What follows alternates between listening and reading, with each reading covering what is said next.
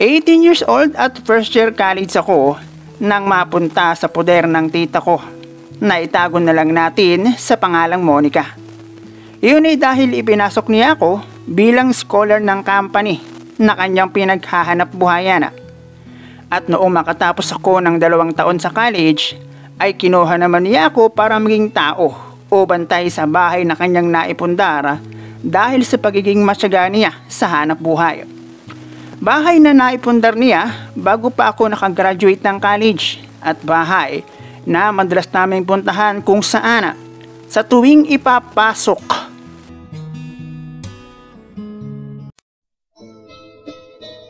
Hello guys and welcome dito sa Kasgul TV. At syempre kung ikaw ay bago dito sa akin channel at trip mo ang ganitong klase ng kwento, palike and subscribe naman dyan. Itago mo na lang ako sa pangalang Philip, 37 years old, marriage, may 2 supling, mula sa babae na itago na lang natin sa pangalang Ana. 19 years old ako nang makarating ng Manila para mag-aral ng college sa tulong ng aking tita at siya nga ay si Tita Monique. At hindi may tatanggi, nasa 8 magkakapatid ay siya ang pinakamaganda. Pangalawa siya mula sa bunso, and that days ay naghahanap buhay siya bilang company auditor ng company kung saan ay ipinasok niya ako bilang scholar. Scholar na may konting trabaho, lalo't inaccept nila ako bilang stay-in at may sariling kwarto bilang sa mga driver. Hindi naman mahirap ang naging kapalit ng aking pag-aaral. Yun ay basta makapasa at maging isa ako sa tutulong para maging malinis ang paligid ng company. At sa aking pakikilahok sa mga driver ay doon ko nalaman kung gaano kakilala si Tita Monique. Hindi lang sa pangalan, posisyon sa company dahil mukhang mas kilala siya dahil sa taglay niyang ganda at kaseksihan. At ang isa sa hindi ko malilimutang sinabi ng isa sa mga driver ay parang pinagtabing niyog na may bunot pa ang puwet malar dahil sa ganda ng hugis niyon. At pag siya raw ay na-regular, ay isa na raw siya sa magiging manliligaw ni Tita Monique. Pagka-graduate ko ng high school ay naging alanganin kung makakapag-aral ba ako ng college. Iyon ay dahil 4 kaming magkakapatid at sa probinsya kung saan ako lumaki at nagkaisip ay walang maayos at permanenteng trabaho si tatay. Dahil ano ba ang meron sa amin? Kahoy, uling, bukod doon ay elementary at high school lamang ang medyo malapit na school sa lugar namin. Na mula sa aming bahay papunta sa school, noong ako ay mag-high school, ay kaya naman ng kulang 3 oras na lakad. Kaya 3:30 pa lamang ng umaga ay gising na para sa umaatikabong lakaran. At dahil sa tulong ni Tita Monique ay nakarating ako ng Manila nang kanya kong ipasok bilang scholar ng kanilang company. Ayos naman at first time iyon na makisalamuha ako sa kung sino-sinong tao at higit na matatanda kaysa sa akin.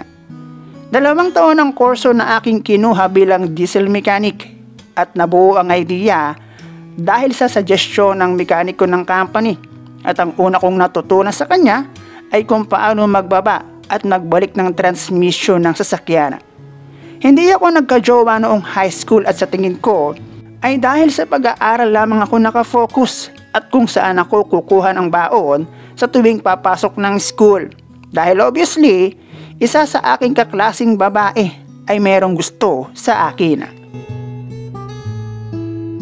Itago nilang natin sa pangalang Maya, pangatlo sa matalino sa aming klase. Kilala bilang masungit, matapang at astig dahil inakala namin na siya ay isang tomboy. Iniiwasan ng mga lalaki na aking kaklase maliban sa akin dahil pagdating sa akin ay ang beauty ni Maya at ang pagiging babae niya ang nangingibabaw.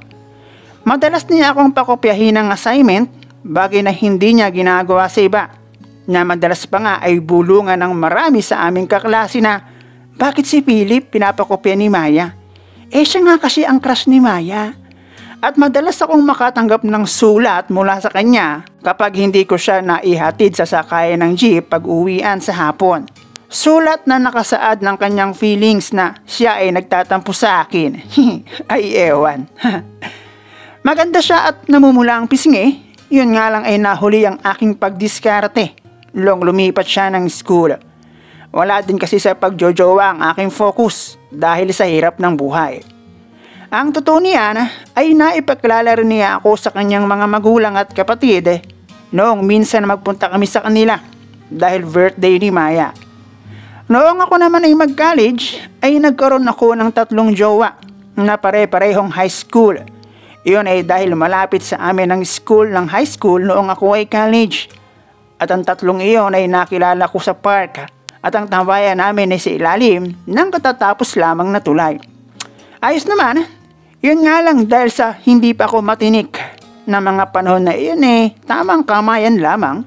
Kung sa isang karenderya pa turo-turo, ika nga. Kasabay ng 2 taon na iyon ng aking pag-aaral ng college ay ang pagkakaroon ng bahay ni Tita Monique. Dati kasi mura pa ang bahay through Pag-ibig, bahay na pwede nang tulugan at iyon ang madalas naming puntahan ni Tita Monique kapag wala akong pasok sa school.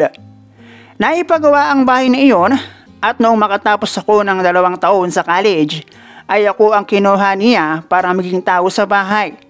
At siya rin ang nagbigay sa akin ng pera para aking magamit bilang panimula maghanap ng trabaho. Noong ako ay high school, meron akong nabalitaan na merong isinama si Tita Monique na lalaki sa probinsya at ipinakilala bilang VF. 2 yun. At sa 2 taon ko ng pag-aaral sa college na madalas kong nakikita at kasama si Tita Monique ay ni isa. Wala akong nakita na VF niya. Sa isip ko sayang naman kung hindi siya mag-aasawa. Sayang naman kung lupa lang ang makikinabang. Hanggang sa isang araw ay nagulat na lang ako sinabing siya ay ikakasal na. Sa isip ko noon, ang swerte naman ng kung sino ang Poncio Pilato na iyon. Jackpot, ika nga, berhen pa. Ako ang nanatili sa bahay ng Tita Monique ng matagal na panahon. Dahil mula nang magkaroon ng mister si Tita Monique, ay doon na sa poder ng mister niya siya nanirahan. Malayo kung saan naroon ang bahay na kanyang naipundar nang dahil sa kanyang sariling sikap.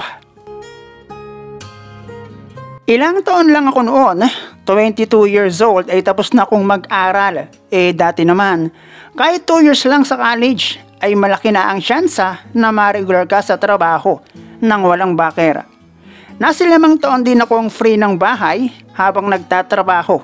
Dahil nandun nga ako sa bahay ni Tita Monique, hindi naman sa marami rin akong naisama na bebot doon. Halos live-in na nga yung 3 sa kanila. At masasabi kong sulit ang aking kapanahunan ng pagiging binata bago pa ako nagpamilya. Nag-ibang bansa ako noong 27 years old at ang aking naging trabaho ay related sa kurso na aking tinapos. At sa loob ng 5 taon, nakapundar ng sariling bahay. At noong umuwi ako ng Pinas ay nakakilala ako ng babae na tulad ko rin ay nag-iisa habang nag-i-Starbucks. Nakakilala kami, komunikasyon, ligawan at naging kami. Tingin ko ay napabilis kami dahil meron akong sariling bahay. Nakasal kami at ngayon ay 4 years na kaming kasal. May 2 supling na kami ni Ana na siyang aking naging misis. Hindi ko na siya pinagtrabaho at para hindi siya maburyong ay nagpagawa ako ng tindahan na pwede niyang gawing pampalipas oras sakaling naiinip siya.